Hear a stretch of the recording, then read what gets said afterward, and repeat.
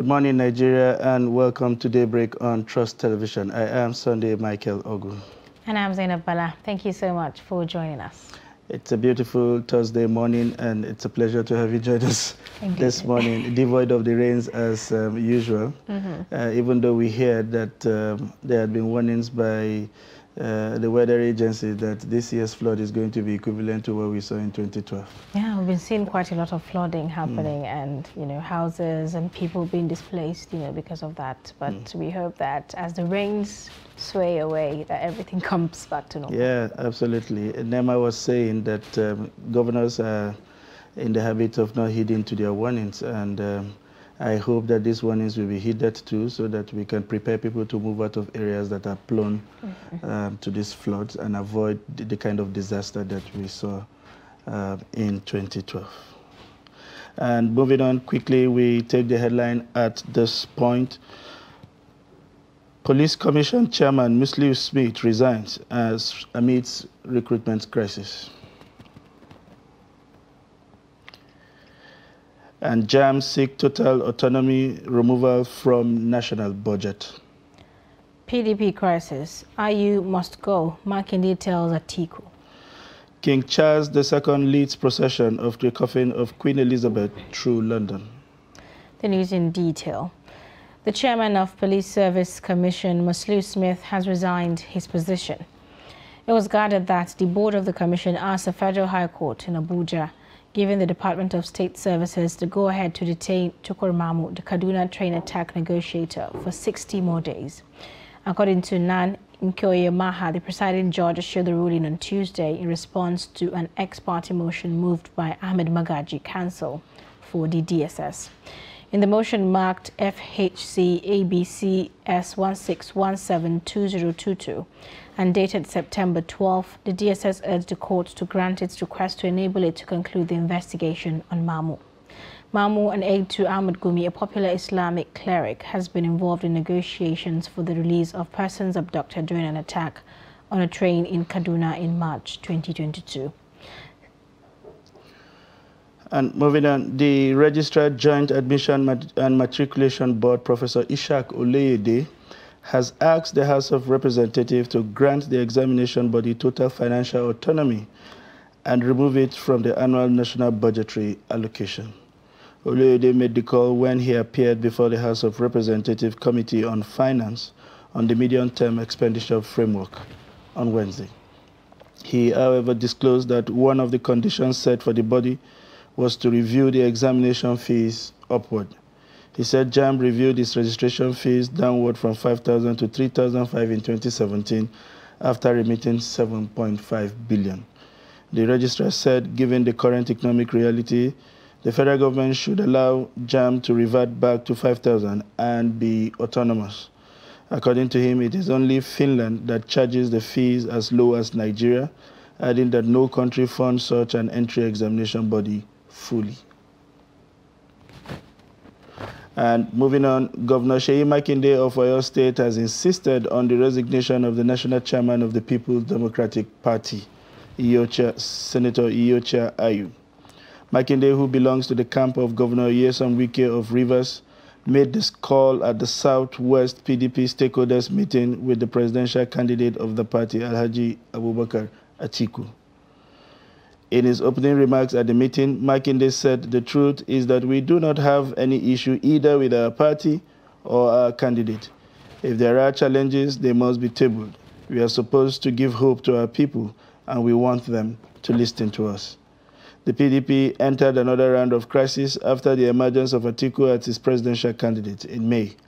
Atiku, who defeated Wike, had settled for Governor Ifeanyi Okowa of Delta State as his running mate against the advice of some stakeholders who recommended Wike. King Charles III on Wednesday led a procession of the coffin of his mother, Queen Elizabeth II, through London before hundreds of thousands of people as they paid their final respect to the departed monarch.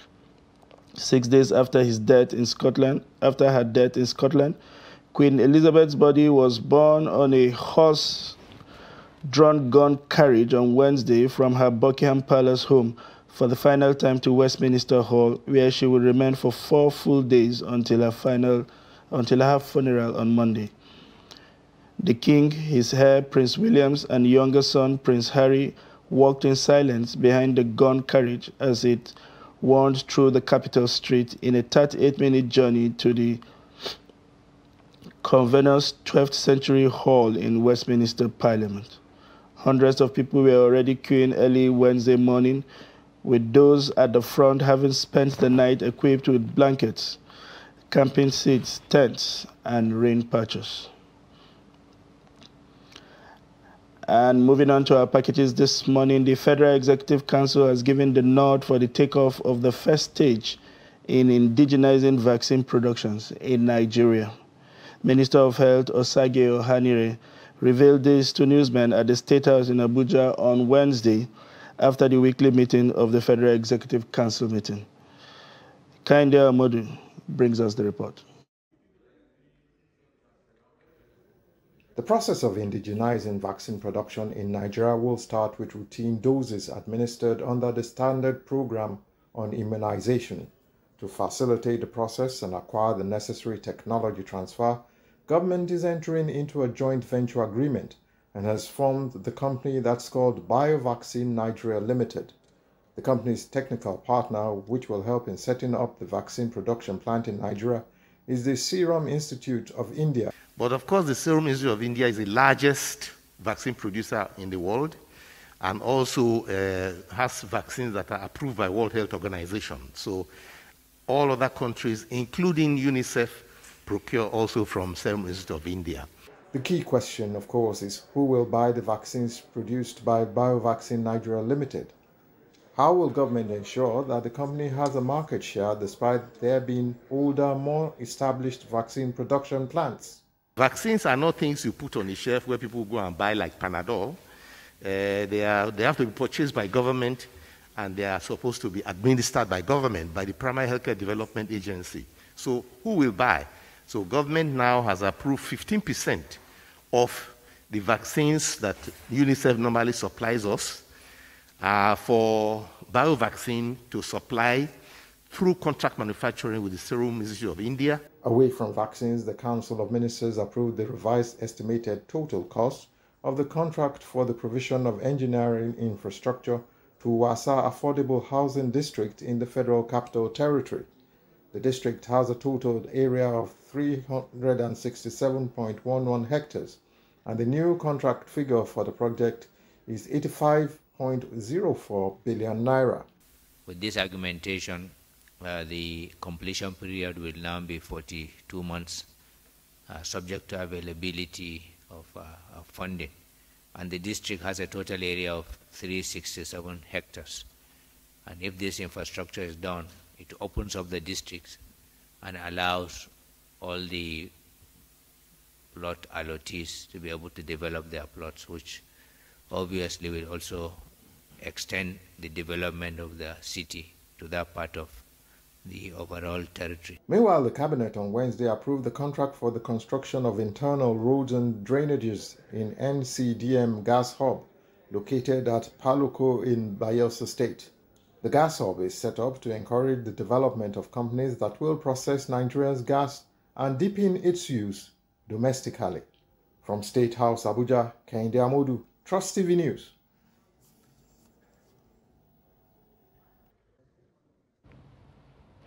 In other news, the federal government says it is considering placing a ban on the use of motorcycles, popularly known as Okada. The Attorney General of the Federation and Minister of Justice, Abubakar Malami, who made this known while briefing newsmen, said investigation revealed that commercial motorcycles are used for mining activities across the country, and the ban could cut off sources of funds for terrorists and bandits. Ibrahim Ismail reports that Okada riders in Gombe State are appealing to the federal government to reconsider the issue of these commercial motorcycles, as it is the source of livelihood to millions. According to the National Motorcycle and Tricycle Riders Association, as at 2014, Nigeria has 8 million registered commercial motorcycles across the country, thus providing a source of livelihood to millions of Nigerians. Terrorists like the bandits in the northwest and the Boko Haram in the northeast are known for using motorcycles to perpetrate their criminal activities. Concerned about the prevailing security challenges, the federal government said it is weighing options of proscribing Okada to address insecurity. However, some Okada riders in Gombe State are worried that banning Okada will pose devastating consequences. We will be in hardship if Okada is banned. It is the business that feeds our family. Some have 1 or 2 wives with 5, 6 or 10 children and they depend on Okada. Therefore, if Okada is banned, people will suffer.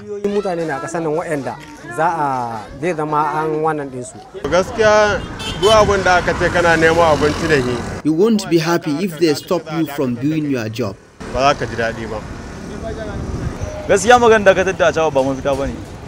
Banning Okada is not the solution. They should find another means to address the problem. Nigerians patronizing Okada said banning the commercial motorcyclists will affect them directly. Per day, like this time, I enter Achaba like 5 times, 4 times. Now, you see me now, na pro Achaba I come from out now. So if I say no Achaba, guess how Allah go do? Even me I go suffer because the way I want to go buy the something. I no go fit wait motor. Then na machine I go fit carry and go. I go fit go buy something, can't do the work. Criminologist from Gombe State University, Dr. Adamu Ahmad said banning Okada will compound the security challenges bedeviling the country. He urged the federal government to come up with a proactive and sustainable solution. There are areas or states that ban the use of motorbike. To what extent that particular ban affects the security activities in that particular areas? To what extent do we see reduction in the criminal violations as a result of ban of motorbike? What I'm trying to say is that we can ban motorbike and responsible citizens will stop using it. Those who are using it as a source of livelihood can stop using it. But those that we think we are banning the motorbike because of them, they can continue to use it and nothing will happen. Apart from job creation, commercial motorcycle allows for easy movements across Nigerian cities and facilitate transport to remote areas that cannot be accessed by cars. From Gombe, Ibrahim Ismail reporting for Trust TV. We have not heard the last as far as the contemplated ban on motorbikes are concerned. But moving on, there are indications prices of foodstuffs in Adamawa would rise beyond comprehension if substantive agreement is not reached between the state government and the amalgamated union of foodstuffs and cattle dealers over the imposed internally generated revenue on products in the state. The union are protesting 5,000 naira per cow and 3,000 naira per bag of grain imposed on them by the state governor, Ahmadu Umaru Fintiri. Salis Lawan brings us the details. A release from Adamawa State Board of Internal Revenue indicated that the state government has increased the revenue for cattle from 200 naira to 5,000 naira, while a bag of grain, which was 20 naira, is now increased to 300 naira. Other animals are horses and donkeys from 500 naira to 10,000 naira.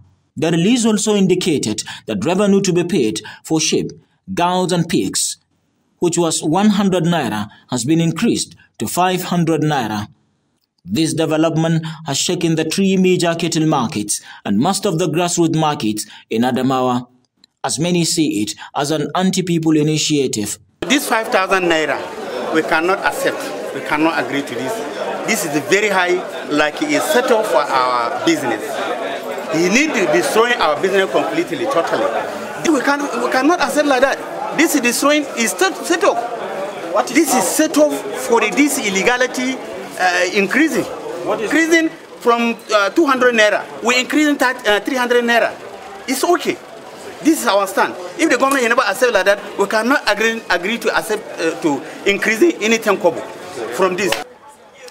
This decision that Adamawa State has been taking, it will not there's no any businessman that can survive on it. There's no any cattle dealer that can do this and survive again and continue and handle the business again. It can be. If not, we're going to disassociate the Adamawa state government from our business at all. We'll pack to the everywhere in this country and do our business. There's many different types of states that has the cattle and they are inviting us. This development has led to the death of many cows whose worth is in millions of naira, according to the union's leadership. They said they cannot continue to see their members suffer in silence. We gathered here to show our grievances. Paying 5,000 naira as a revenue per cow is not possible, and we cannot afford it. We are urging the state governor to review this law for the betterment of all. It's been a week now that we have not traded our products. The government promised to renovate the market, and nothing has been done yet. We had a meeting with the government delegation where we urged them to forget about the issue of clearance on the road. Rather, they should concentrate on collecting their revenue.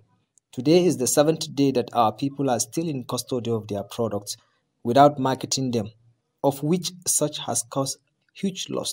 So this is the reason why we decided to call on our people from different locations here in order to forward our complaints. We are pleading with the government to look into the matter. Stakeholders believed reviewing the new IGR law will go a long way towards solving the sudden revenue crisis between state government and the unions. Salis Lawan, Trust TV News, Yola. Now, environmental sanitation stakeholders have called for attitudinal change and awareness as solutions to the challenges of fecal sludge evacuation in Nigeria. This was part of the discussions at an interaction in Bauchi State to mitigate the dangers that come with the practice. Trust TV's Adamu Imam completes the story. The World Health Organization Global Statistics on Sanitation Safety Plan 2016 shows that about 2.4 billion people have access to sewer, 2.6 billion requires fecal sludge management, while 1.9 billion people suffer lack of any services. To address the above challenges, experts say there is a need for people to change their attitude. To change the attitude of the people, first of all, it is for you to educate them. And you can see now we have an interactive session, having a workshop with the key stakeholders. This is part of the sensitization. The second one is for you to look at it from the religious background, because we all have beliefs that our religious leaders tell us the truth. We are going to penetrate that and use that as an opportunity so that the religious leaders can talk to their people to change that attitude so that we can be able to manage fecal sludge. Fecal sludge evacuation in Bauchi is at the moment is poor because the service providers and the people or the people that are working manually in evacuating this fecal sludge, they don't have the knowledge, they don't have equipment, and they are poorly guided. Some of the participants, especially the local evacuators, attributed the challenges faced by them to poverty, but the civil society representatives have a contrary view. We decided to engage in this practice because of the prevalent economic downturn in the country. Doing this is better than resorting to begging. In these circumstances, our choices are limited because there are very few opportunities for decent jobs. That is even the reason we don't have safety tools for the job. Some of us borrow them, while others do not. That's how we found ourselves. They make money from this business. They make, a lot of money from this business because most of the people are trains. Owners of the people are trains are in the majority most urban areas and even in the rural areas. So these business operators make hell of money from that, and certainly they have to protect themselves by wearing hand gloves, boots, and face masks. But for them to claim that because of poverty, that's why they will not buy all these essential needs for carrying out their, daily businesses, I think that is an act of carelessness by most of them. Meanwhile, the stakeholders agree that collaborative effort is needed to manage the situation for the safety of the people. Adamu Imam, Trust TV News, Bauchi. Moving on, as federal lawmakers get set to resume plenary sessions on the 20th of September, with renovation works ongoing at the chamber, a makeshift lower chamber has been provided pending the conclusions of the renovation work. House Speaker Femi Gbajabiamila, as part of preparations for the resumption, inspected the makeshift chamber. The report. Renovation of the lower chamber, among other areas of the House of Representatives, commenced in August, shortly after the federal lawmakers embarked on its long recess. The Speaker is optimistic that giant strides have so far been made, and Nigeria will at the end of the day be proud to have a state-of-the-art green chamber that matches its counterparts around the world. So I'm quite impressed with the work so far. I would encourage them to double the pace, because as it is, unfortunately or fortunately, I mean, this is not for the benefit of even this 9th Assembly. It's for the benefit of the 10th Assembly. And it's not going to be ready, the old chambers will not be ready until sometime in August next year. So we're talking about close to a year. And that tells you the level of work that is going on. On the capacity of the temporary chamber, the Speaker assured that it will accommodate all members and staff, adding that President Muhammadu Buhari will present the 2023 budget by the first week of October. You can see the configuration. It's just not this place, it's also upstairs. So I think there's about 100 and something in terms of accommodation here on this level, and about 200 and something upstairs. But it has been configured in such a way that everything is connected.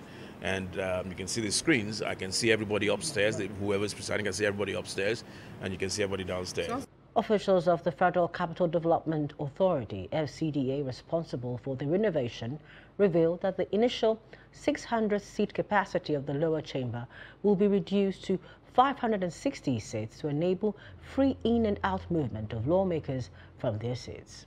The chairman, implementation and monitoring committee of the project, as well as the project engineers, also spoke with newsmen during the Speaker's inspection. The total cost of the project is 11.6 billion, and the estimated duration is 104 weeks, and if you divide that, is almost 2 years. And right now we have done about 50-something weeks, and by the grace of God we will meet our target.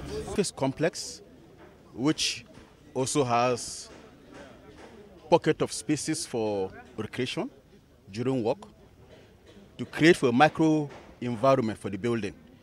We don't intend to solely depend on mechanical lighting and ventilation. It's an open office concept. We have a lot of natural lighting and ventilation that will go into the building.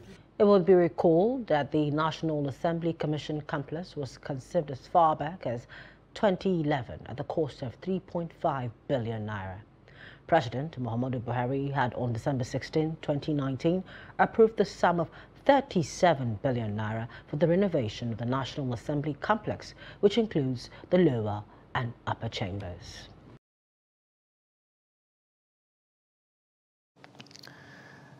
That's it on the report this morning. We will now take a short breather. When we return, we'll go straight into the newspaper review. Please stay with us. As the 2023 elections draw near, remember, evil prospers when good men and women only wish for peace, but never take a step to make peaceful elections happen. Are you a father? Are you a mother? What are you saying to your children as elections approach? Have you warned them not to let themselves be used to cause violence? Have you explained to them what the consequences of electoral violence might be? Do your part to make peaceful elections happen. Talk to your children. Protect them from unscrupulous politicians who want to put them in harm's way, while their own children are comfortable at home, within and outside the country.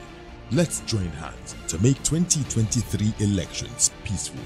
This message is from the National Orientation Agency, NOAA. When a situation where you find that they look at the same, not necessarily tribal or regional. I have said that.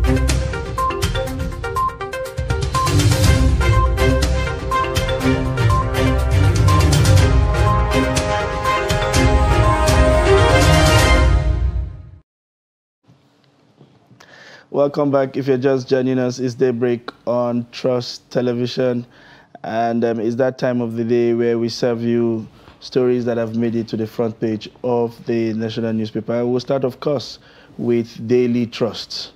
And under the front page of the Daily Trust this morning, we have the major headline, Call for State Police.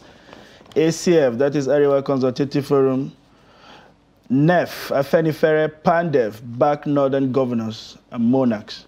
It has the riders there. Ekiti passes bill, Kanu in 2 weeks.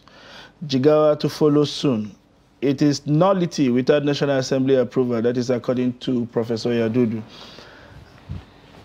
You'll find that story there on the front page, and it continues on page 4.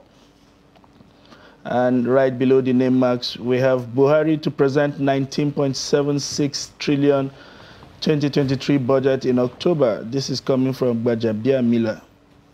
Senators OK Orasawe's report says over 400 MDAs rigs scrapping. You'll find the details of that on page 10.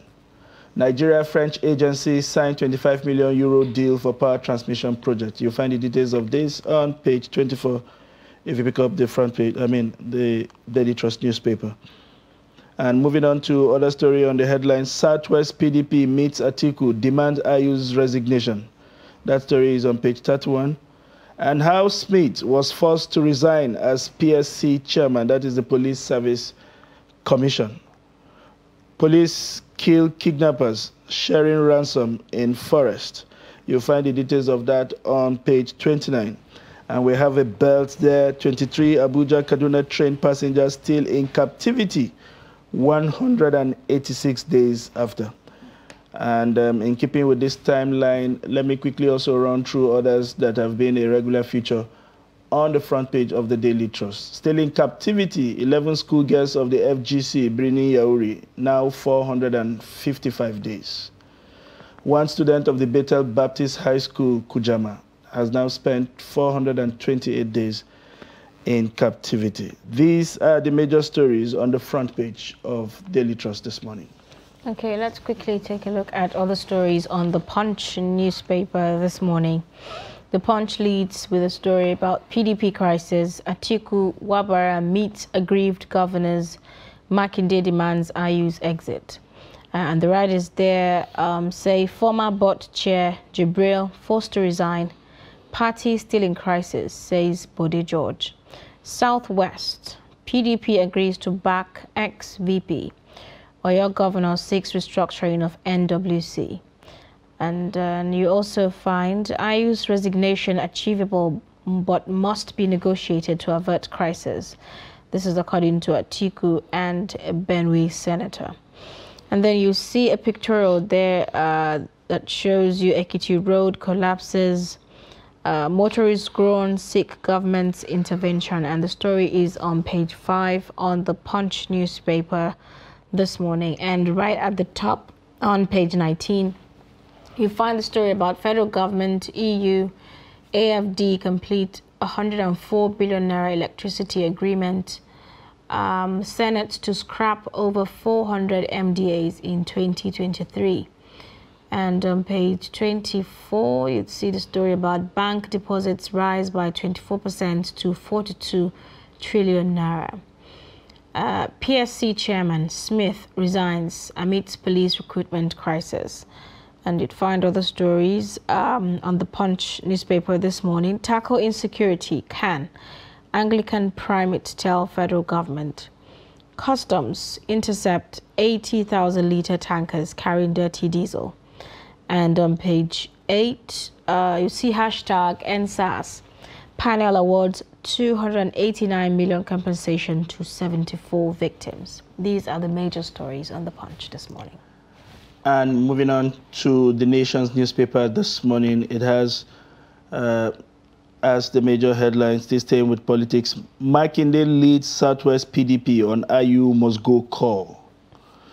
The writers there reads, Oyo governor to Atiku, party must be restructured. Chair's exit must follow due process. This is coming for the former vice president. And we have right there above the name marks, Akeredolu Adebayo heads teams for Tinubu. You'll find the details of that on page 4. Buhari to present budget to National Assembly next month. Details of that you find on page 8. Oyetola Adeleke bickers over report of overvoting. Buyers of seized Lagos properties to pay 2001 price. Whatever the rationale is for this, I don't know. You'll find the details of that, of course, if you pick up the Nation newspaper and open to page 28. Banks stops PTA, BTA payments in cash as scarcity persists. And 2 scientific works win $100,000 LNG prize as police kill 5 kidnapped suspects. You'll find these and others when you pick up today's copy of the Nation newspaper.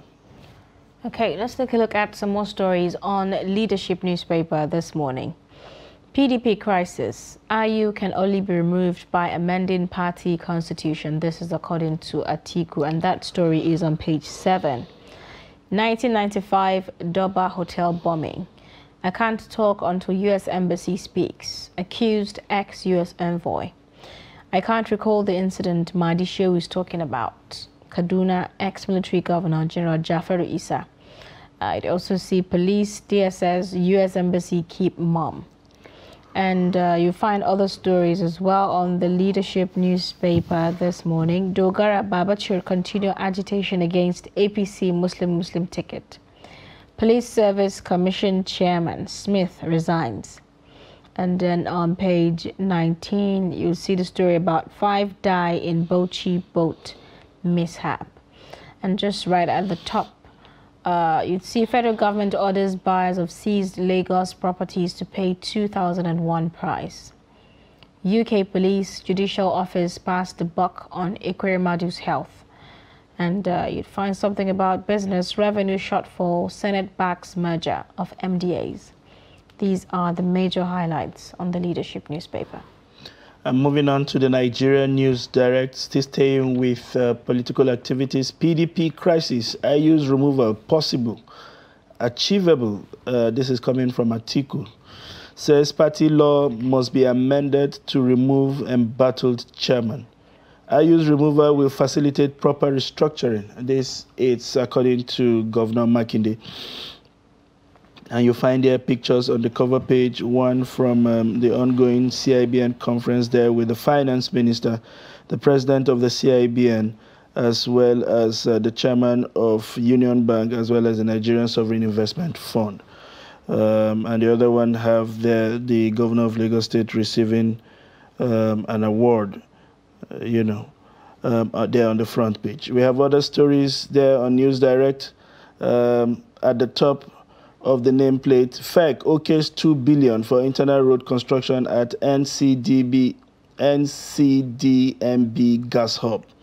That's in Bayelsa, I guess. 2023, Southwest PDP resolves to back Atiku, insist IU must go. ASU strike, state pro-chancellors back FG on no work, no pay. NAMI Road Infrastructure Tax Credit Scheme, one of FG's greatest innovation. You find that as a belt directly below the pictures on the front page. Abiodun says Ogun now in private commissioning, in project commissioning period. That will be interesting. FG, EU, AFD signed 25 million euros grants to boost power supply in Nigeria's northwest. And the final story there on the front page, AFCFTA deal boost Africa's market with $3.4 trillion GDP. And this is according to Buhari. These are the major stories on the front page of the Nigerian News Direct. Okay, let's quickly take some of the stories on the Blueprint newspaper before we review some of these stories. The Blueprint newspaper is also leading with the story about Atiku on PDP crisis. Removing IU requires constitutional amendment. And the writers there say, ask stakeholders to focus on winning 2023 elections. For fairness, party chair must go, Makinde insists. Says if we must restructure Nigeria, PDP must lead the way. First ballot may not produce presidents. This is according to Hunkui. And you find the details of that story on page 6 on the Blueprint newspaper. You'd also see the story about Kwara. Police burst kidnappers sharing ransom, kill 2, rescue victims. EFCC, Army partner against terrorism financing. Federal government moves to strengthen border control.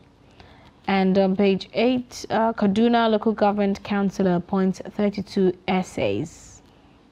Interesting. And PSC Chair Smith resigns amidst controversies. And you see also the story about the Arosanye report. Over 400 MDAs risk scrapping over low revenue. This is according to Senate. These are some of the major highlights on the Blueprint newspaper this morning. We will now take a short breather. When we return, we would introduce our guest who would be looking at the details of the stories that made it to the front page this morning. Please stay with us. But in a situation where you find that a look at the same, not necessarily tribal or regional. But I have said that.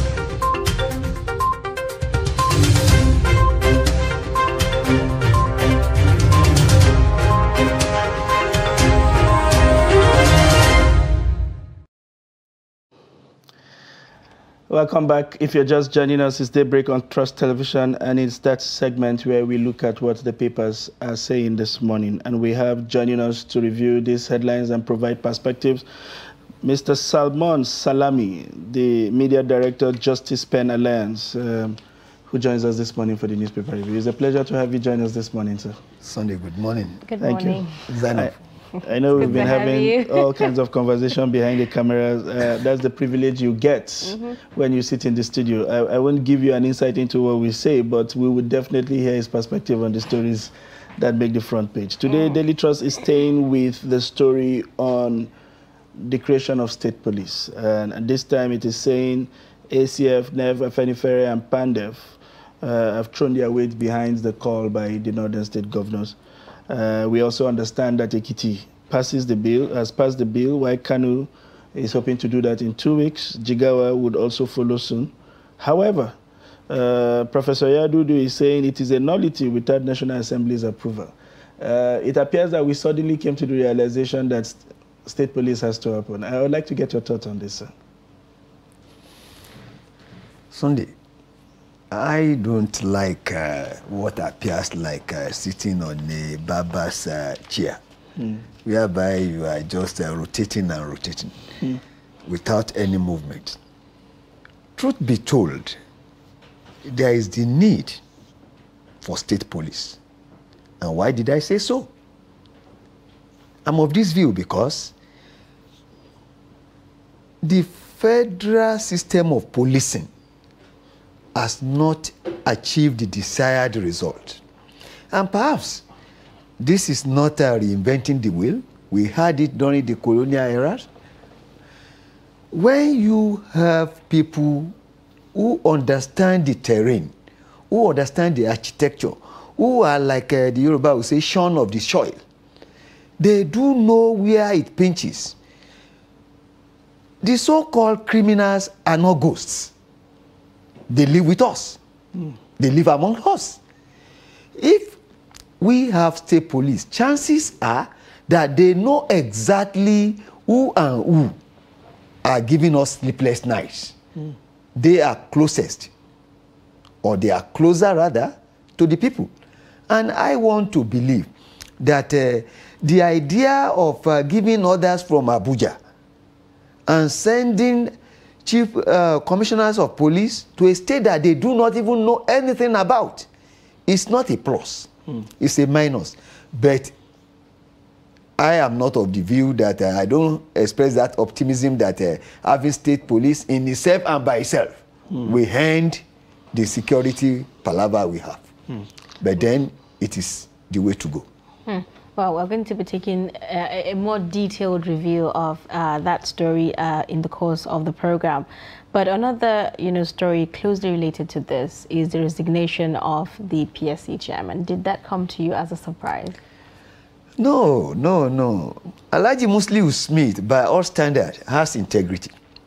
And if you will recall, there is this issue of missing money. I won't say misappropriation. I won't say it is corruption. But for whatever it is worth, for even impugning on its integrity, he feels there is the need to step aside. And he has done that. It takes people who feel that, who still have what I call modicum of what value is all about, to know that if I am being accused of something, let me live so that they can sort it out. If at the end of the day, it is discovered that I'm not guilty or nothing is found, if they find it, if they deem me fit, they could still call me back or at the worst tender an apology. But the impression we are getting was that by some of the paper is that he was forced to leave.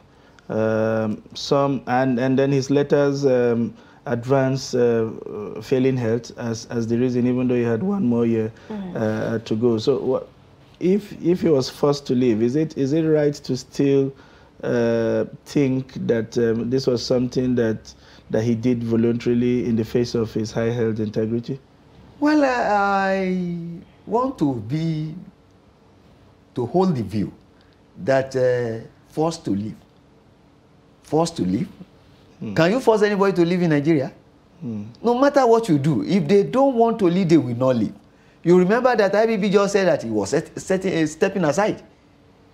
He could as well have refused to leave in view of the overwhelming, even if others are saying that you have to go, we have this against you, you have to do this, you have to that, for even living at all is a plus. Although he ought to have done this long before now. Very interesting. Well, let's take a look at some other stories now. Another story that seems to be making headway on almost all of the dailies this morning is the one about the Orosanye report. It says Senators OK Orosanye report say over 400 MDAs risk scrapping. And they cited low revenue, generating low revenue as the reason for that. What are your thoughts about that? Well, the cost of running government in this country is terrible. And another problem I have is this. I got it from the vineyard that we need about 90 billion to even do to downsize or to merge these ministries, parastatals together, even though it is unwieldy as it is today. But to say that if it is true that this is the amount we will need to do it, that is another thing we have to look at. But which is cheaper in the long run? 9 billion because yes, 90 billion yes, because you probably have to send some directors into early retirement and then you have to make provision for severance package. Wouldn't we rather swallow a 90 billion now than continue to endure an almost static, agencies with conflicting responsibility over a long period of time that in turn could even be much more than the 90 billion? There is no doubt about the fact that there is the need to restructure the ministries, parastatals, as it is today. No doubt about that. But more than that, there is the need to know as well, what do we stand to gain by doing it? If we look at the cost implication and what are the benefits of doing it, then perhaps it will give us an idea of the right way to go. But definitely there is duplication in the ministries and parastatals as they stand today. Okay. No doubt about that. Before Zainab moves to the next story, I still want us to stay with this. There are some school of thought that believe that the House of Assembly or even the administration in general is just playing to the gallery This issue has been there right from the start of this administration. We kept paying lip service to it. We did nothing about it in the first tenure. And just at the twilight, where we are at the point of drawing the curtains on the life of this administration, the conversation is coming up when we know that for some of these agencies, they would indeed have to repeal the acts that set them up. And these are all processes that may not even be concluded by Assembly. Are they not playing to the gallery, you know, haven't denied this reality for nearly 7 years? Sunday, it is better late than never. If it's the right way to go, it is better we do it. Although we know how the country works. It's unfortunate that this thing has been on the table for quite some time. Or also a report. Since when? But like I always say, it is better late than never. If it's the right way to go, let us do it. It is unwieldy, the cost of running government. And in any case, there is a lot of duplication. EFCC, ICPC, NNDP, what exactly are we doing? What exactly are we doing? It is just job for the boys. And they are not really rendering service. Is it justifiable? The jumbo amount of money being spent on all these parastatals, is it justifiable? If it's the right thing to do, no matter how late, let us do it. But then I will ask, let us be very sincere about it. Let's be sincere. There is the need for sincerity of purpose. Quite interesting. Well, there's this story that initially when I spelt it out, the one in the Blueprint newspaper that talked about Kaduna local government councillor appoints 32 essays, and you giggled when you heard about that story. What are we really, do you know what we're doing as a country? You want us to spill the bean? Honestly, I'm not too sure if we think. Do we think at all? If a councillor needs 32 aides, I wonder what how many aides would the governor need? It is still part of the rot in the system. The salaries or emolument for these 32 aides, is it coming from his pocket? How much does he earn? Interesting. Let us drop this. It is unreasonable. And that's to say the least. Interesting. Another story that made the front pages of the paper, it's the one that is recounting how long victims of the Kaduna-bound train that were kidnapped since March had spent in captivity. The story tells us 23 persons are still in captivity, and it's been 186 days. Apparently, they've crossed the 6 months mark. What's your take, especially in the light of the recent arrest of Mamu, who seemed to have been the chief negotiator, through which most of the ones that have been released were done? What's your take on all of this? At times, when you look at what is happening in this country, you'll be lost. Honestly, every other day, my brother and friend Lai Mohammed will say that we have decimated the insurgents. There is a disconnect between the government and the people, no doubt about that.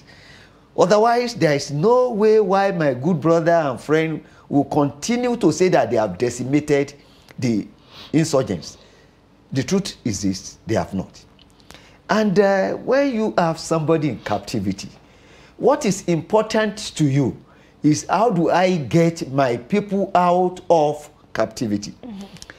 Tukur Mamu, of course, I won't deny him, is my friend. Is my very close friend. And negotiating with bandits and getting result is not what I will approve of. But when the government has failed you, what do you do? What do you do? Well, they said what they have against Mamu is mind-boggling. Yes, mind-boggling is a claim. What has been mind-boggling since? Let us know what is mind-boggling. Let us know what exactly do you have against him. We are not saying that negotiating with criminal is the best thing. It can never be. It is not. But in the absence of failure of security, what do? You mean if they have their people there, they will just say that they should be there? Spending years with them? Kiri is not Sheraton. It's not. Kiri is not Sheraton, and it can never be. Well, another political story here is the one about the PDP crisis. And Atiku is saying removing IU requires constitutional amendment. So there's just so much drama, happening in the PDP as we look ahead of the 2023 elections. It is not only in PDP. It is in all other parties. The ADC that is even not well known said they suspended their presidential candidate. Just to let you know that it is not in PDP alone. It's in the APC, it's in other parties. Let me state this clearly. Wherever you have human beings, there's bound to be conflict. What is more important is not really the conflict, how it is resolved. Well, I do not want to dabble into what is going on in PDP because Wike has his own argument.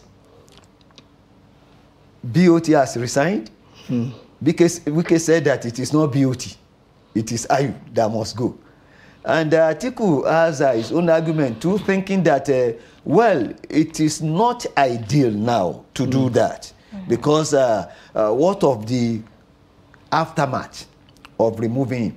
And in any case, I have been a political reporter for 39 years. And I believe very much that the essence of having a political party is to win election.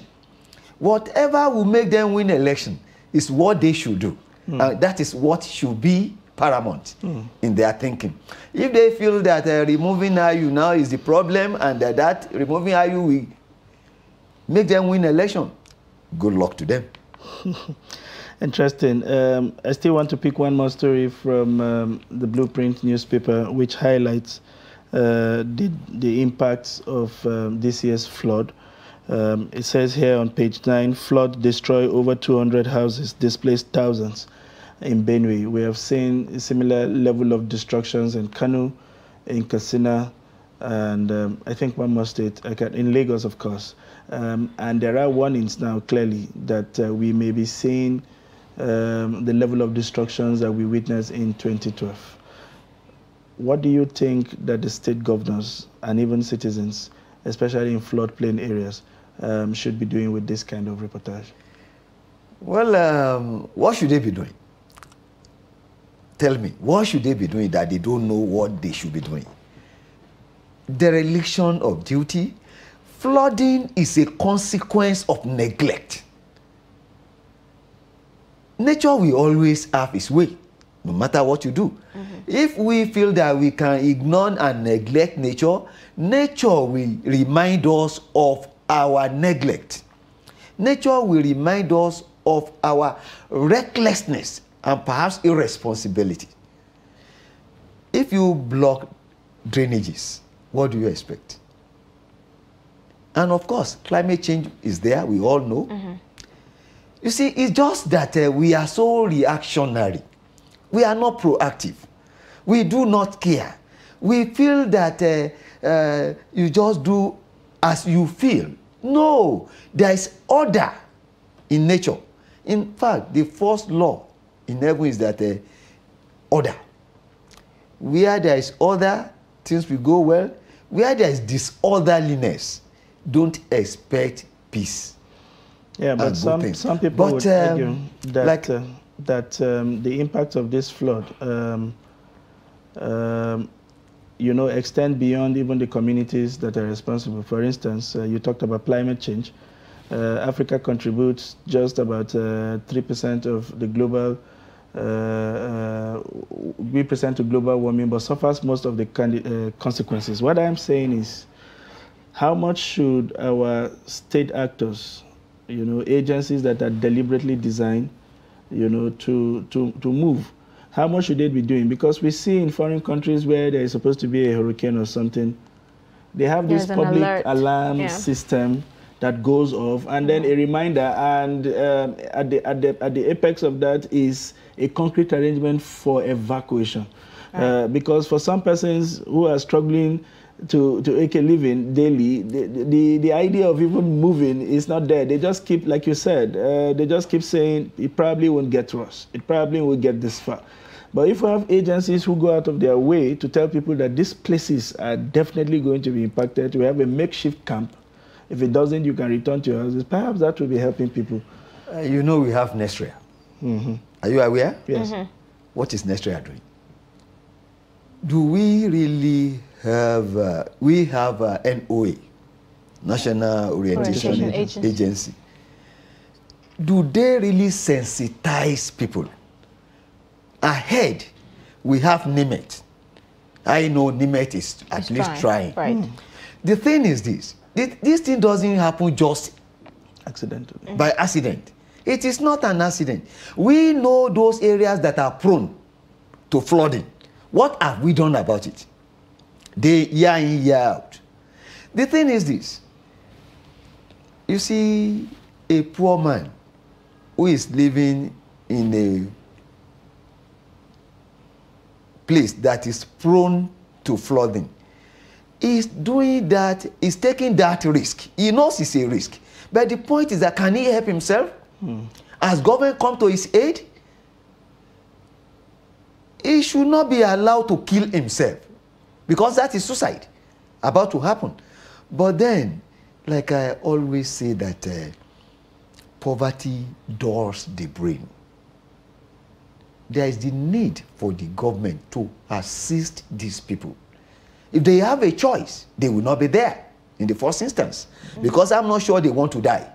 Because by staying in a flood-prone area, that you know that flood has swept many of your neighbors away in the years past, and you are still there, then something is wrong somewhere.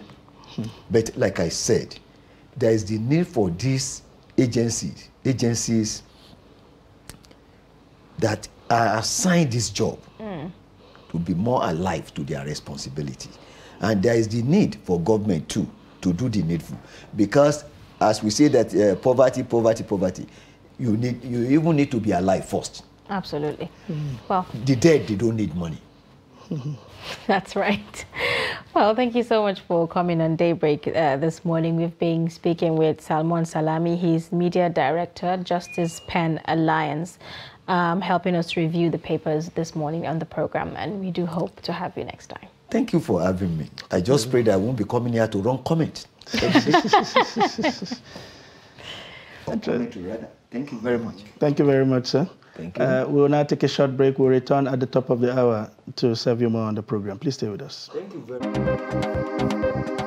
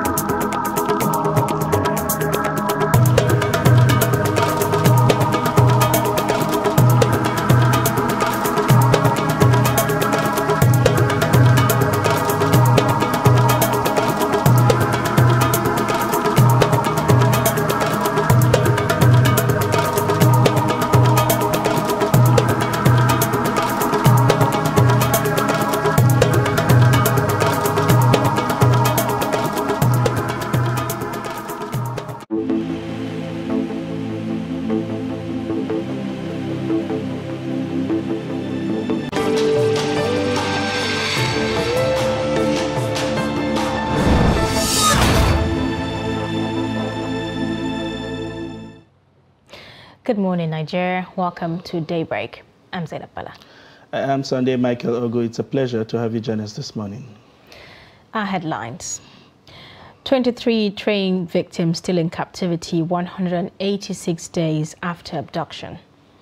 Police Commission Chairman Musliu Smith resigns amid recruitment crisis. JAMB seeks total autonomy, removal from national budget.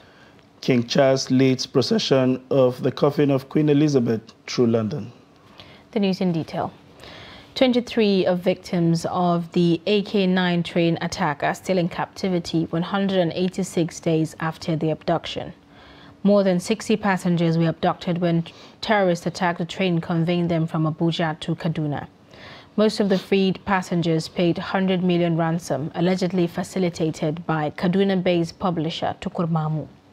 Mamu was arrested last week by the Department of State Services over his alleged links with terrorists.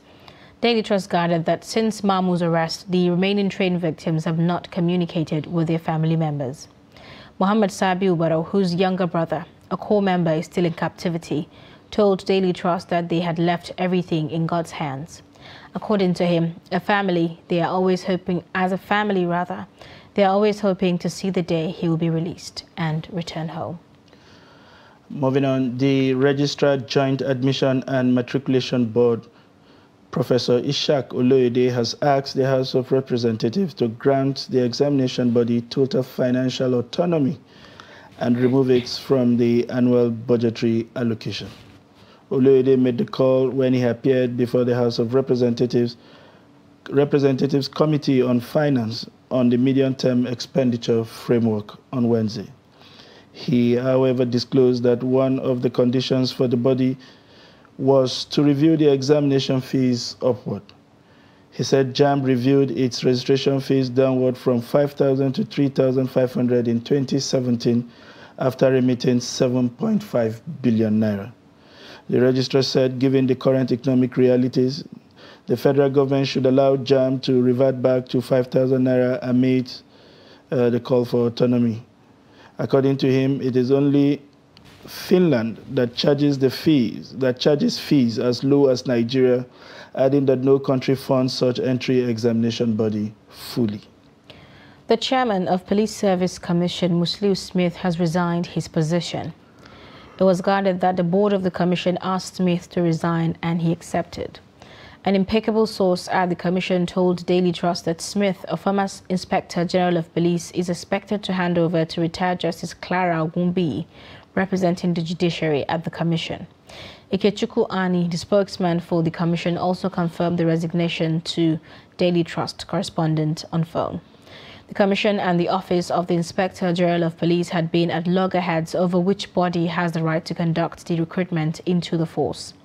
The PSC had advertised recruitment for constables and urged interested applicants to visit its website to apply. But the police, in a statement, urged members of the public to discard the notice, insisting that the recruitment process is the sole responsibility of the force. Moving on to more report, King Charles III on Wednesday led a procession of the coffin of his mother, Queen Elizabeth II, through London, before hundreds of thousands of people as they paid their final respects to the departed monarch. 6 days after her death in Scotland, Queen Elizabeth's body was borne on a horse-drawn gun carriage on Wednesday from her Buckingham Palace home for the final time to Westminster Hall, where she will remain for 4 full days until her final funeral on Monday. The King, his heir Prince William, and younger son Prince Harry walked in silence behind the gun carriage as it wound through the capital streets in a 38-minute journey to the Covenant's 12th century hall in Westminster's Parliament. Hundreds of people were already queuing early Wednesday morning, with those at the front having spent the night equipped with blankets, camping seats, tents, and rain pouches. In other news, environmental and sanitation stakeholders have called for attitudinal change and awareness as solutions to the challenges of fecal sludge evacuation in Nigeria. This was part of the discussion at an interaction in Bauchi State to mitigate the dangers that come with the practice. Trust TV's Adamu Ima completes the story. The World Health Organization Global Statistics on Sanitation Safety Plan 2016 shows that about 2.4 billion people have access to sewer, 2.6 billion requires fecal sludge management, while 1.9 billion people suffer lack of any services. To address the above challenges, experts say there is a need for people to change their attitude. To change the attitude of the people, first of all, is for you to educate them. And you can see now we have an interactive session, having a workshop with the key stakeholders. This is part of the sensitization. The second one is for you to look at it from the religious background, because we all have beliefs that our religious leaders tell us the truth. We are going to penetrate that and use that as an opportunity so that the religious leaders can talk to their people to change that attitude so that we can be able to manage fecal sludge. Fecal sludge evacuation in Bauchi is, at the moment, is poor because the service providers and the people the people that are working manually in evacuating this fecal sludge, they don't have the knowledge, they don't have equipment, and they are poorly guided. Some of the participants, especially the local evacuators, attributed the challenges faced by them to poverty, but a civil society representative have a contrary view. We decided to engage in this practice because of the prevalent economic downturn in the country. Doing this is better than resorting to begging. In these circumstances, our choices are limited because there are very few opportunities for decent jobs. That is even the reason we don't have safety tools for the job. Some of us borrow them, while others do not. That's how we found ourselves. They make money from this business. They make, a lot of money from this business because most of the people are trains.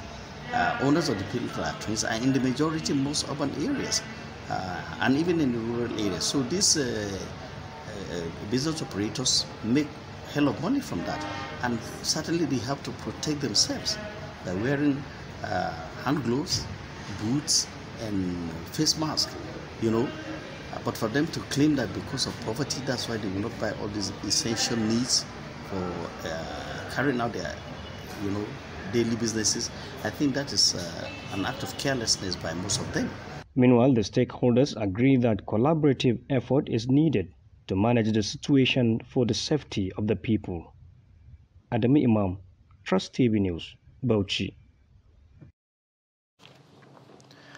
As federal lawmakers get set to resume plenary sessions on the 20th of September, with renovation work ongoing at the chamber, a makeshift lower chamber has been provided pending the conclusion of the renovation work. House Speaker Femi Gbajabiamila, as part of preparations for the resumption, inspected the makeshift chambers. The report. Renovation of the lower chamber, among other areas of the House of Representatives, commenced in August, shortly after the federal lawmakers embarked on its long recess. The Speaker is optimistic that giant strides have so far been made, and Nigeria will at the end of the day be proud to have a state-of-the-art green chamber that matches its counterparts around the world. So I'm quite impressed with the work so far. I would encourage them to double the pace, because as it is, unfortunately or fortunately, I mean, this is not for the benefit of even this 9th Assembly. It's for the benefit of the 10th Assembly. And it's not going to be ready, the old chambers will not be ready until sometime in August next year. So we're talking about close to a year. And that tells you the level of work that is going on. On the capacity of the temporary chamber, the Speaker assured that it will accommodate all members and staff, adding that President Muhammadu Buhari will present the 2023 budget by the first week of October. You can see the configuration. It's just not this place, it's also upstairs. So I think there's about 100 and something in terms of accommodation here on this level, and about 200 and something upstairs. But it has been configured in such a way that everything is connected. And you can see the screens. I can see everybody upstairs. Whoever is presiding can see everybody upstairs, and you can see everybody downstairs. Officials of the Federal Capital Development Authority, FCDA, responsible for the renovation, revealed that the initial 600-seat capacity of the lower chamber will be reduced to 560 seats to enable free in and out movement of lawmakers from their seats. The chairman, implementation and monitoring committee of the project, as well as the project engineers, also spoke with newsmen during the speaker's inspection. The total cost of the project is 11.6 billion, and the estimated duration is 104 weeks. And if you divide that, it's almost 2 years. And right now, we have done about 50-something weeks.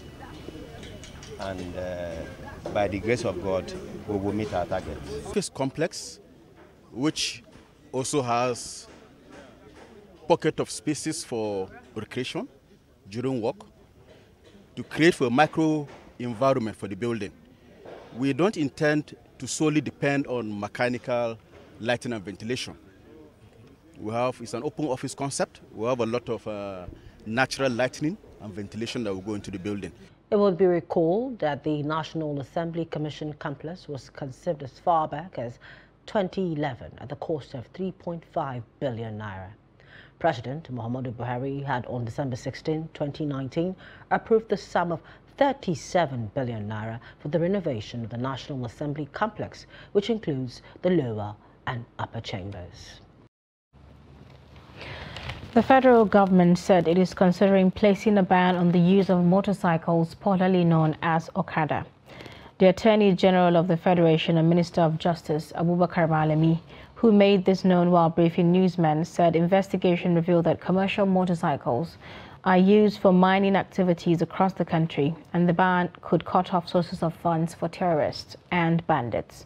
Ibrahim Ismail reports that Okada riders in Gombe State are appealing to the federal government to reconsider the issue of these commercial motorcycles, as it is the source of livelihood to millions. His report. According to the National Motorcycle and Tricycle Riders Association, as at 2014, Nigeria has 8 million registered commercial motorcycles across the country, thus providing a source of livelihood to millions of Nigerians. Terrorists like the bandits in the northwest and the Boko Haram in the northeast are known for using motorcycles to perpetrate their criminal activities. Concerned about the prevailing security challenges, the federal government said it is weighing options of proscribing Okada to address insecurity. However, some Okada riders in Gombe State are worried that banning Okada will pose devastating consequences. We will be in hardship if Okada is banned. It is the business that feeds our family. Some have 1 or 2 wives with 5, 6 or 10 children, and they depend on Okada. Therefore, if Okada is banned, people will suffer.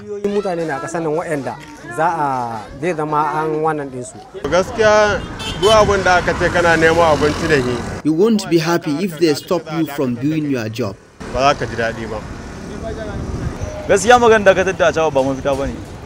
Banning Okada is not the solution. They should find another means to address the problem. Nigerians patronizing Okada said banning the commercial motorcyclists will affect them directly. Per day, like this time, I enter Achaba like 5 times, 4 times. Now, you see me now, na pro Achaba I come from out now. So if I say no Achaba, guess how Allah go do? Even me I go suffer because the way I want to go buy the something, I no go fit wait motor.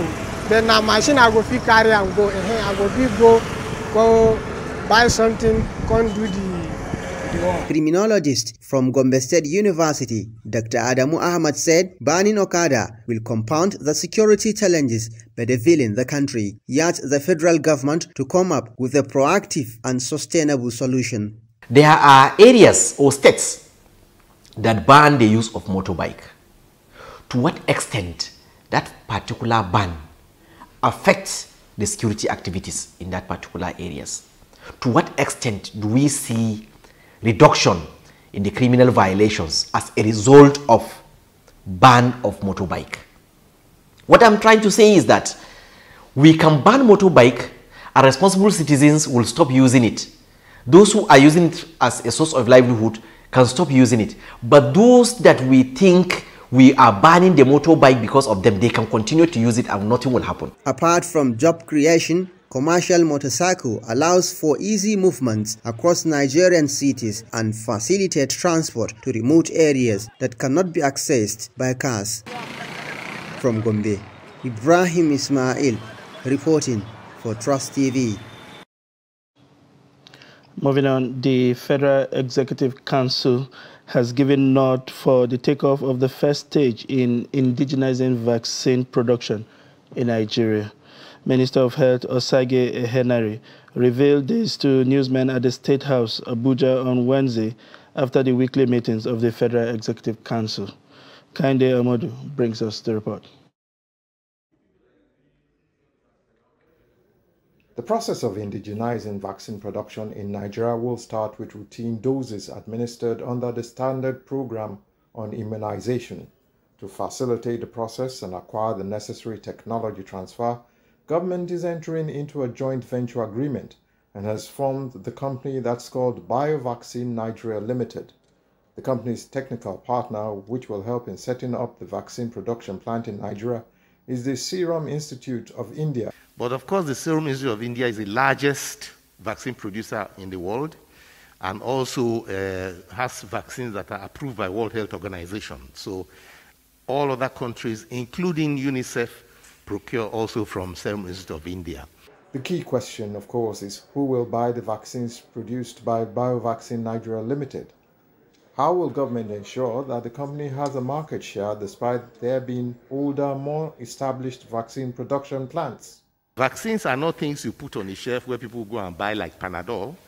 They have to be purchased by government and they are supposed to be administered by government, by the Primary Healthcare Development Agency. So who will buy? So government now has approved 15% of the vaccines that UNICEF normally supplies us for BioVaccine to supply through contract manufacturing with the Serum Institute of India. Away from vaccines, the Council of Ministers approved the revised estimated total cost of the contract for the provision of engineering infrastructure to Wasa Affordable Housing District in the Federal Capital Territory. The district has a total area of 367.11 hectares, and the new contract figure for the project is 85.04 billion naira.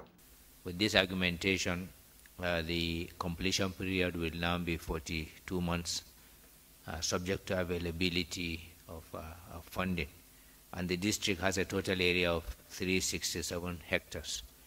And if this infrastructure is done, it opens up the districts and allows all the plot allottees to be able to develop their plots, which obviously will also extend the development of the city to that part of the overall territory. Meanwhile, the Cabinet on Wednesday approved the contract for the construction of internal roads and drainages in NCDM gas hub located at Paluco in Bayelsa State.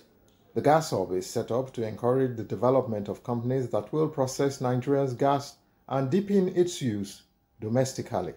From State House, Abuja, Kainde Amodu, Trust TV News. Welcome back. That is where we draw the wrap on news highlights this morning. We'll take a short break. When we return, we'll take our first discussion this morning. Please stay with us.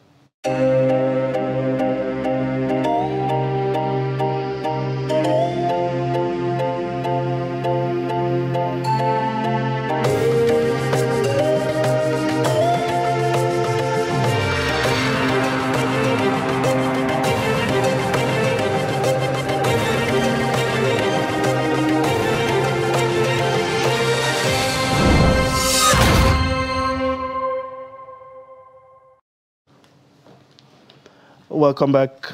As Nigeria's security challenges continue to degenerate, the Northern State Governors and Traditional Rulers Council have called for the establishment of state police as the solution to the problem. They made the call after reviewing the security situation in the north during their meeting, which was held in Abuja.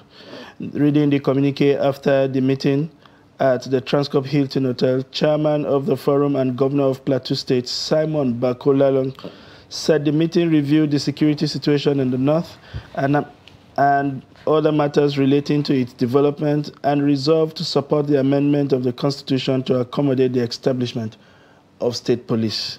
The North and the South finally agreeing after years of disagreement. We are now being joined in the studio by a public affairs analyst and a friend of the House, of course, Mr. Jide Ojo. It's a pleasure to have you join us this morning. Thanks for having me. Good morning, Nigerians. Good morning, Abuja. Thank you very much. And by the way, I am fascinated by your Ishiagu this morning. We are promoting one Nigerian culture. Absolutely. And virtually, we have joining us security expert and MD of Beacon Consulting, Dr. Kabiru Adamu, who is joining us from Bauchi. Dr. Kabiru, good morning, and it's a pleasure to have you join us virtually this morning.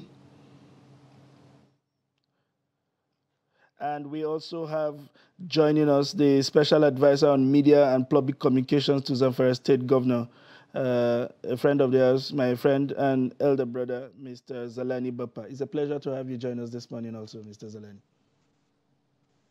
Good morning. And we would start, Mr. Ojo, from the studio. As the intro finally suggests, finally it appears every section of this country seems to be on the table with regards to the issue of the state police.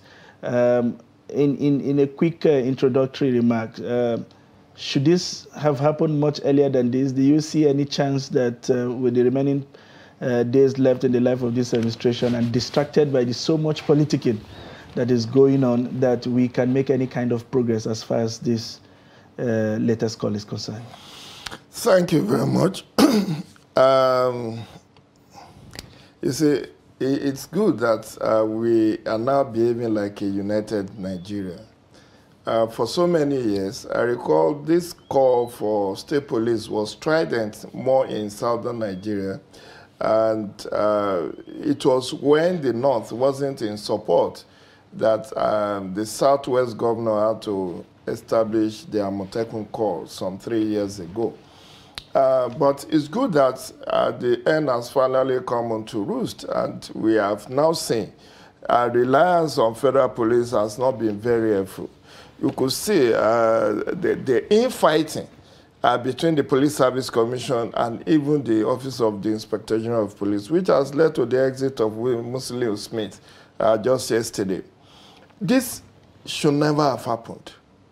You have a presidential order, recruit 10,000 police constables every year since 2016. Now, for 2 consecutive periods, this could not be done because of infighting between 2 agencies of government. The Police Service Commission is established by the Constitution. You have the Office of IG, which is also a constitutional establishment. But by and large, those of us who have rooted for the establishment of state police, I have written a number of opinions in my column in The Punch on this matter. That look, you cannot be claiming to be a federation and then you have a centralized governance system. It does not work.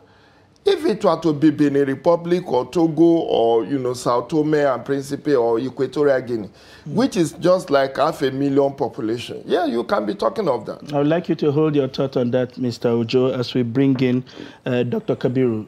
Good morning, Dr. Kabiru.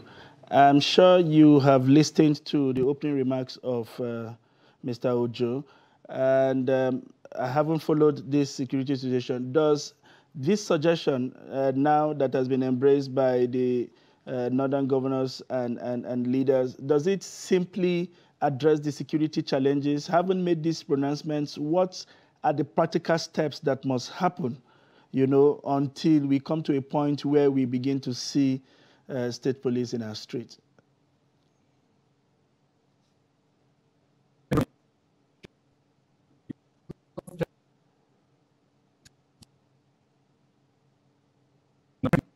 Have the unity police at the federal level, and I'm in the Senate that is being chaired by the Senate.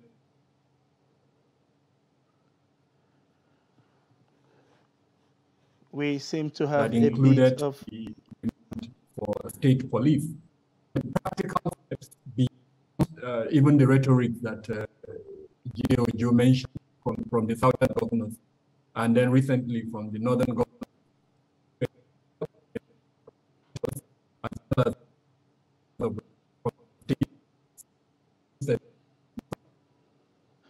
We seem to have a bit of technical challenge here with Dr. Kabiru. We would come back to you to take your thoughts. I would like Mr. Zalani to also respond to this. You are coming from one of the states that have been bedeviled by serious criminal activities, and it does appear that the federal policing system has not done much, to arrest the situation in your state. How would you view these recent pronouncements and supports coming from groups all over the country? Thank you very much.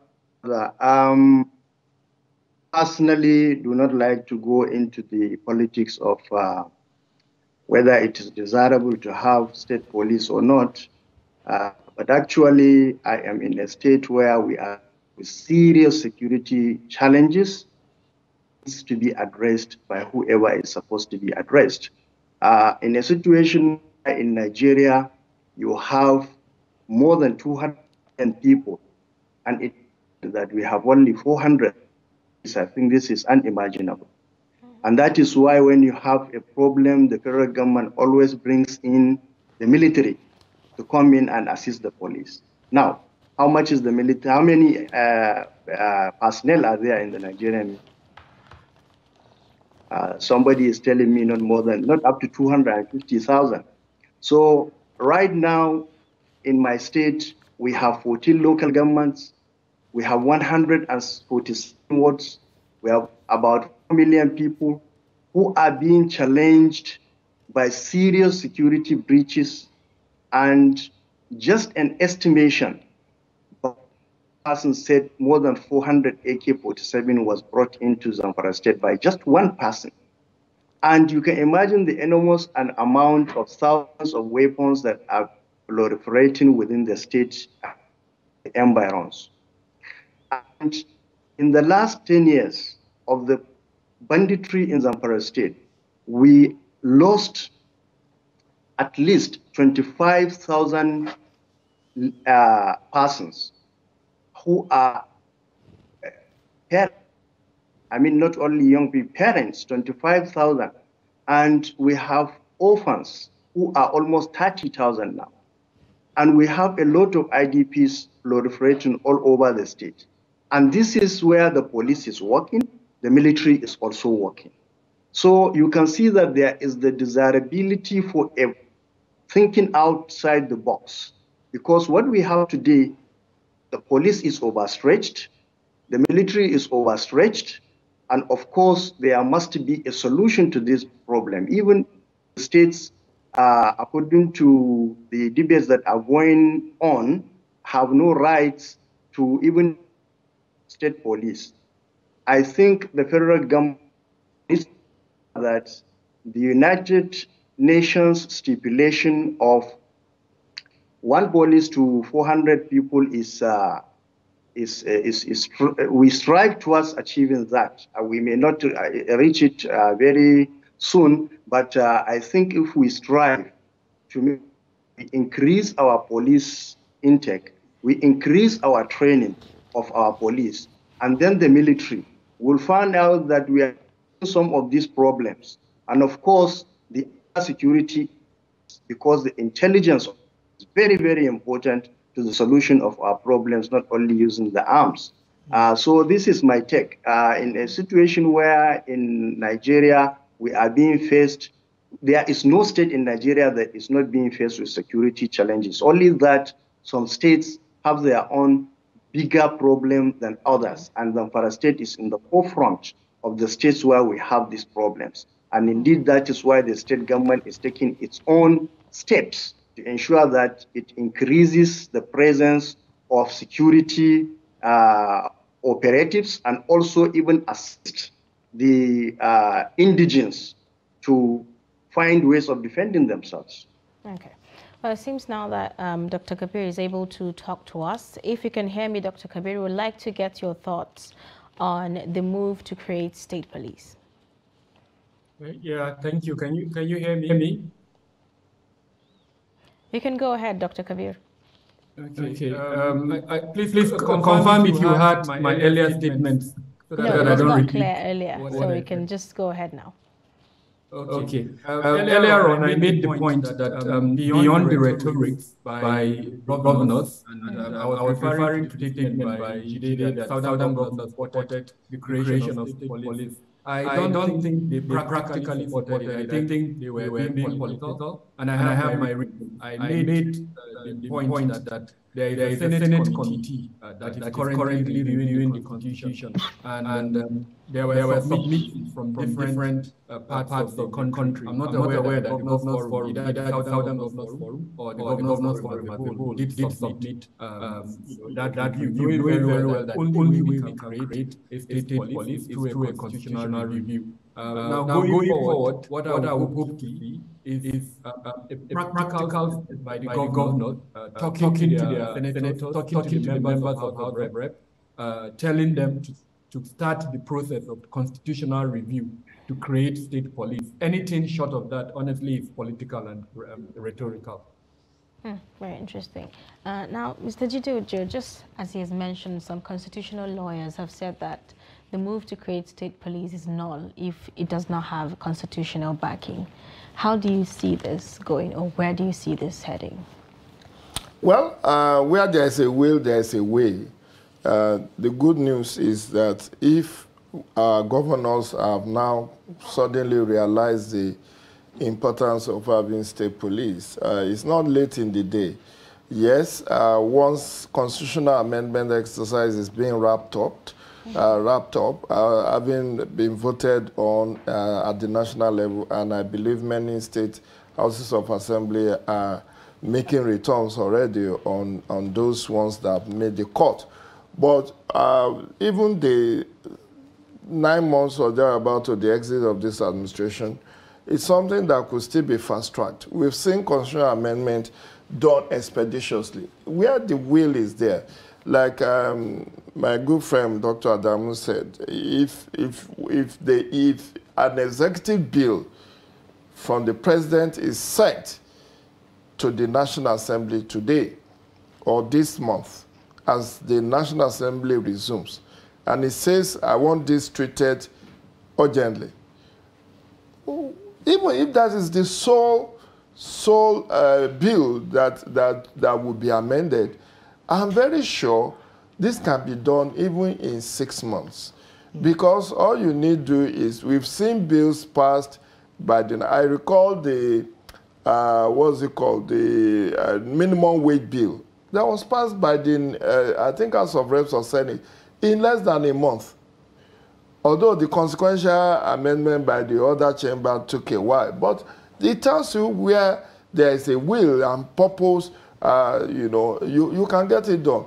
And since the governors are in control of their state houses of assembly, they will ensure that once the National Assembly passes it and is sent to the state for consequential amendment, since most of them are on the same page. But I need us to be aware of something. If we thought it through, what the model and mechanism of this will be. I was going to come to that because you talk about rushing this bill and it is possible in 6 months. In the light of talking it through and harmonizing position, because there will be overlapping, there will be areas where their responsibility will overlap with that of the federal police.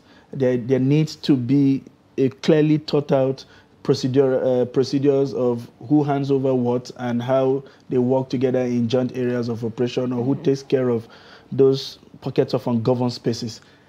Is this something we can honestly harmonize and have pass in 6 months? It is. You know, what I'm saying, once it's an executive bill, you get, if it's an executive bill, the National Assembly is coming back from recess. We know the campaigns will start, but nevertheless, governance will not cease.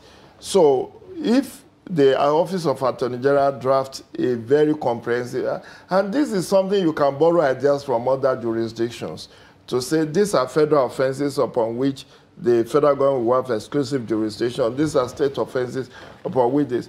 But what I'm even trying to point our attention to, apart from having the bill, this administration of Buhari cannot implement it. That's one. Two, I feel that there is a clause that should be in that bill if it eventually gets drafted and sponsored by the president, that every state should be allowed to establish their own at their own pace, so that it's not like everybody must comply, immediately, because states are differently challenged. No, not even challenged. The resources available to states are not equal. Zamfara State may not have the money to establish state police immediately, whereas Lagos, who has actually been funding the Nigerian police by almost 50% of their operational costs coming from the Lagos state government, or that of Rivers or Delta or even Kano, can be ready to establish that. That's one. Two, we cannot solve the problem of insecurity without technology.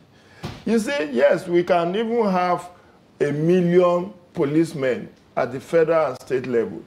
If you do not, ensure that they are well-resourced, that there are, you have facilities, supporting facilities, like forensic, like laboratory, like drones, like, CCTV cameras, like scanners, and several other, technological devices that can be deployed to help in the fight against crime.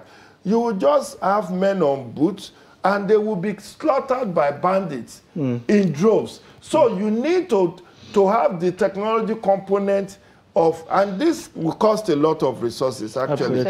So we need to think it through, but whether this administration does it or not, I'm sure it's going to be one of the high points of the campaigns that is going to start on September 28, 2022. Thank you. Dr. Kabir, if you can hear me, it's now over to you. We would like to get a sense of what you think should happen. You've mentioned clearly the need to get an executive bill. We are looking at how to expedite this action now that it appears that everybody is on the same table. What can we practically do going forward? And is it possible to have all of these processes before the life of this administration runs out? Okay, first off, let me be clear that from what we know, the presidency is not likely to submit an executive bill. Several times in the past, the presidency has been clear about its position on state policing. So I think that angle is foreclosed. That's why I hinged on the role of the governors, given their relationship with members of the National Assembly.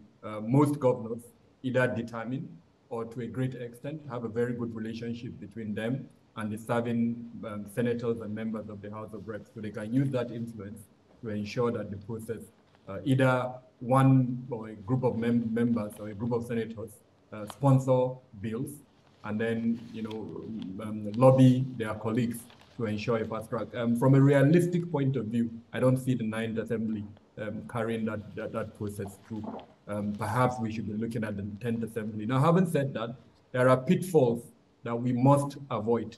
One of those pitfalls is the control and the manipulation of the process by the governors themselves. One of the greatest fears against state policing is what happened in the First Republic, when some governors were seen to use the state apparatus to their advantage, especially against the opposition. So that is a pitfall that we must avoid. And frankly, looking at what we have at the moment, where most governors behave like emperors and the democratic tenets at the state level is almost zero, the checks and balances that should be in place from the state assemblies, from the judiciary at the state level, is almost non-existent. Then that likelihood is huge. And so we must look at a model. Jide mentioned some international models that we can pick.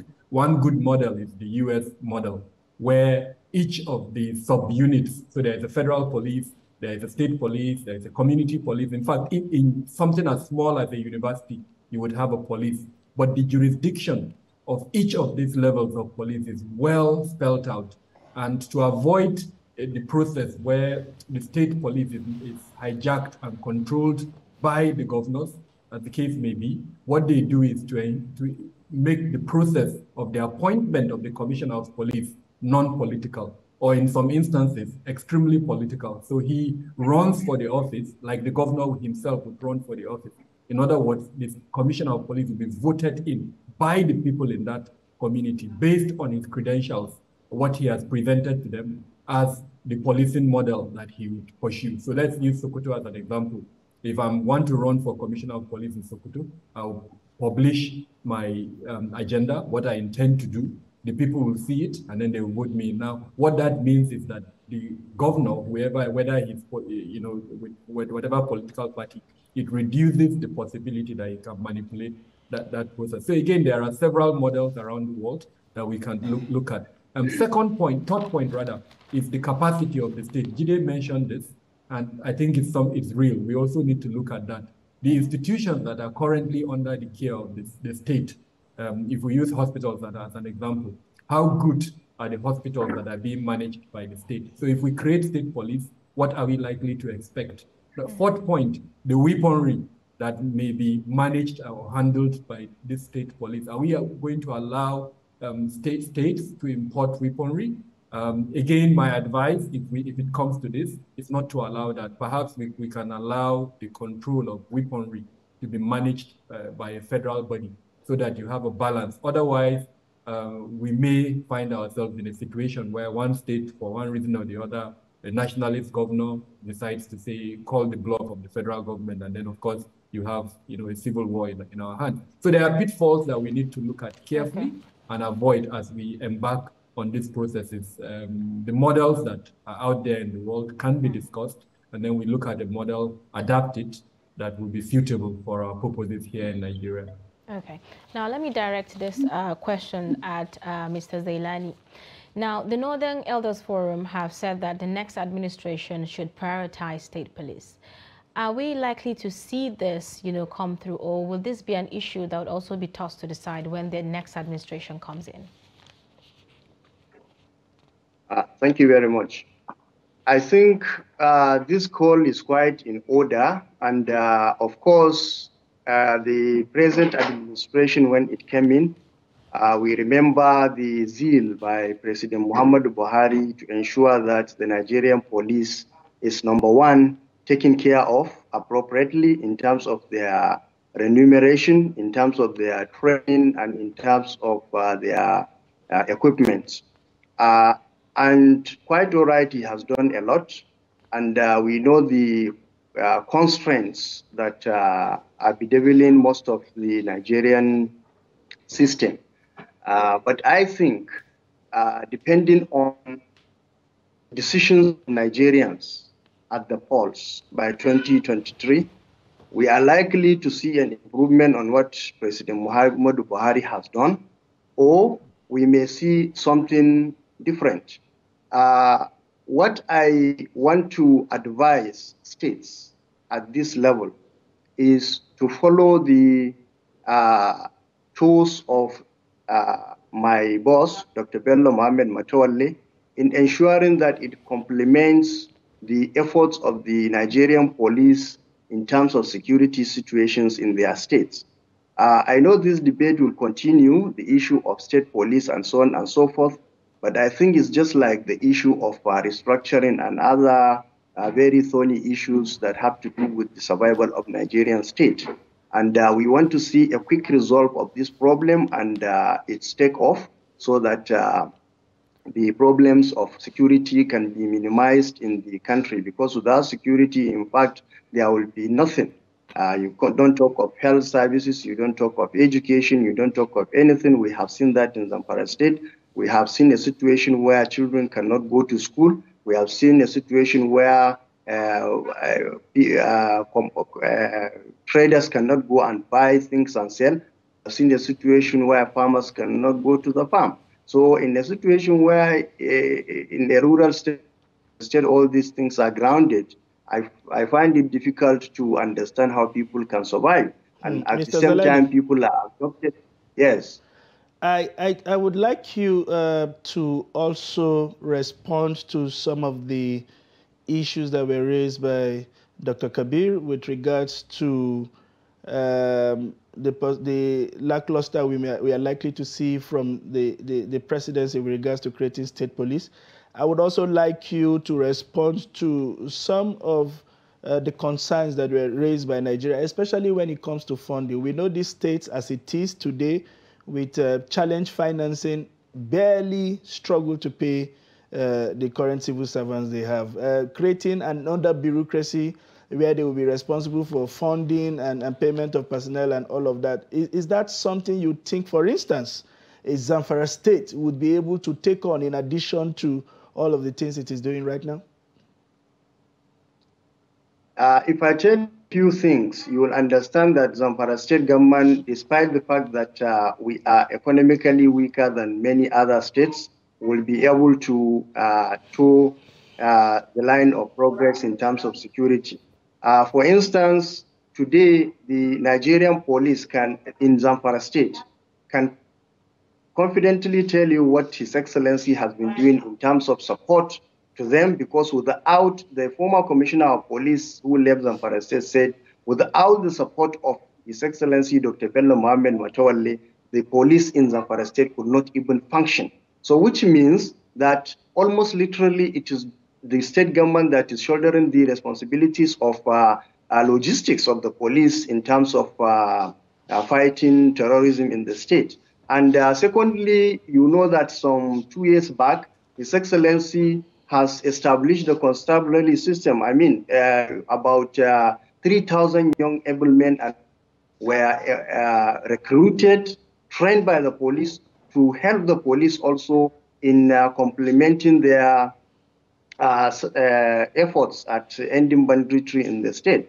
And even recently, His Excellency has established the Community Protection Guards, CPG, whom he has now started training. The police are training them.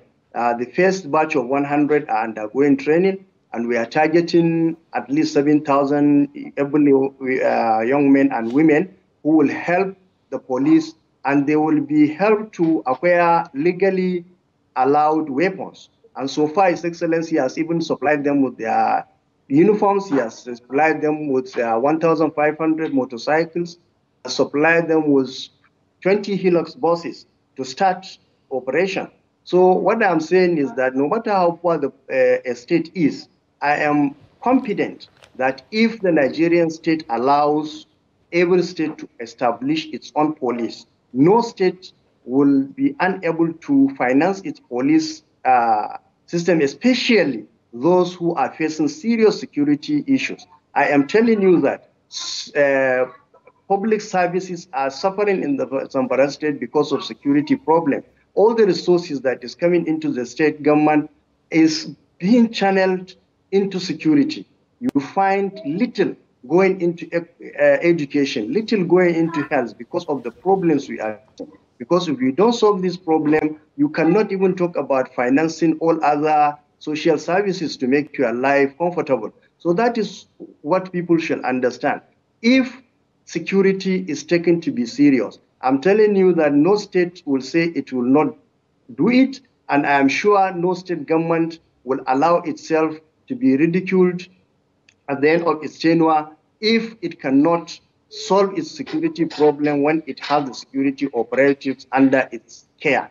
So my take here is that if the Nigerian state allows states to establish police services, and if it happens to be certainly desirable, and if all processes that are expected to be done are done carefully and appropriately, I am telling you that financing the institution is not going to be a problem, and the only problem might be managing it in terms of direction and in terms of instructions. Right. So I think, but yes, by and large, the Nigerian state, every state in Nigeria should be able to sustain its own police if it is allowed to establish one. Right. Now, Mr. Jide-Ijai, I'm sure you'd like to respond to some of the comments he made. Well, it's heartwarming that Zamfara State, with very little resources, is doing so much in terms of community policing, because that's what I will take what my elder brother there said they are doing. But we need to also scrutinize what Dr. Gabriel Adamu said, that the president, and we know this for a fact, that President Buhari has not been inclined to support state police. His vice president has spoken glowingly about the need for state police, but the president has been no. And of course, if you ask the Nigeria Inspector General of Police, you say you don't need it. Just fund us more, give us more money, recruit more. But what we don't know is that, you know, you cannot centrally police a huge country like this. So I feel two things need to happen. Yes, the rhetorics are now coming down. The next phase is action. But who will bail the cat? Can we have the Nigerian Governors Forum meeting with President Buhari to say, Mr. President, the die is cast. We need state police. Let this be part of your lasting legacy. This is restructuring that people have been demanding. Because he is on his way out, and he wants to be able to look back 10, 15, 20 years after he's left office and said, I got this done. So just like President Goodluck Jonathan signed the Freedom of Information Act on his way out, he can also be convinced. So it's not just meeting the senators and House of Reps members, because even if you do that, the buck stops at the president's table. If you fast-track the whole process and all the 36 state houses of assembly approves it like National Assembly, and it gets to the president's table and he said, well, I never believed in this. So the first political evangelism that needs to take place is to meet with the president, have a tete-a-tete with him, tell him of the desirability of this. And I still insist, if the president in premature is on this, if he's sold in, because I recall, my brother and sister, I recall that even the Attorney General Minister of Justice was against the setup of Amotekun Corps in Southwest, ab initio. But when the Southern governors came and they met with the president at the villa, and the Attorney General was there, he did a volte-face. He said, well, what could be done is to have a legal framework to establishing this. So what I'm saying is that let the president first be convinced, and once he's convinced, he will instruct the Attorney General. They look at different models, and I think the rest will, even if it's to set up the framework, the implementation can be with incoming administration. Thank you very much, Mr. Ojo. Mr. Kabiru, I would like to get your final thoughts, and in doing so, within 30 seconds, I would like you to respond to what we are already seeing and the legality of how it's happening, because we know that state policing was not part of the initial items that were sent to the State Assembly for concurrence, but from nowhere, we are hearing that after a meeting, this is now on the table. How important is it that we stick to the legality of this process with regards to, first of all, expunging it from the exclusive list and all other process that needs to happen? I need you I need your response in the next 45 seconds, please. So constitutionality is extremely important. Our existence as a country rides on that fact. And so anything we do must be guided by the provisions of the Constitution. And so we must go back to the Constitution. We must find a way, if, as a people, and I mean, we can't deny the fact that the Governors Forum is one of the most influential groups in the country.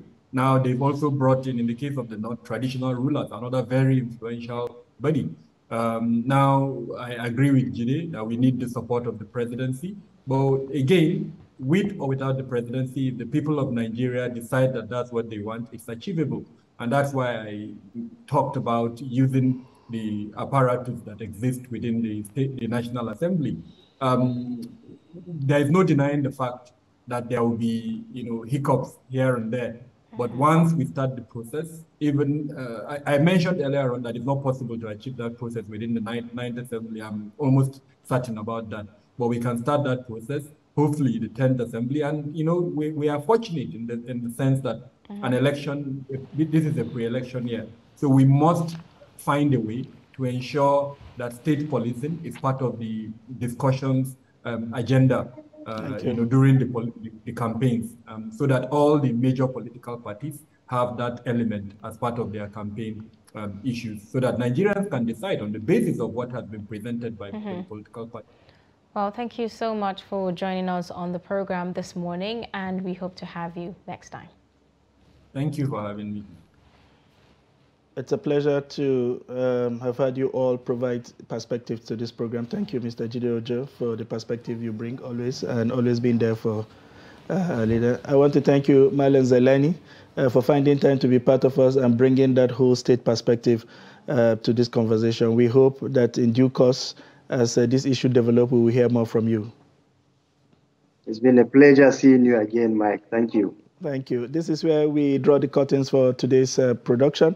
Thank you for allowing us into your rooms rent-free, and we hope that we have been able to make your morning one of a very delightful encounter with us. Hope to see you again tomorrow, where we bring you more interesting package. If you have missed any, please visit our social media handles and get an update on all that have been discussed, and even more interesting package that we'll have already served there. I am Sunday Michael Ogu. And I'm Zainab Bala. See you tomorrow.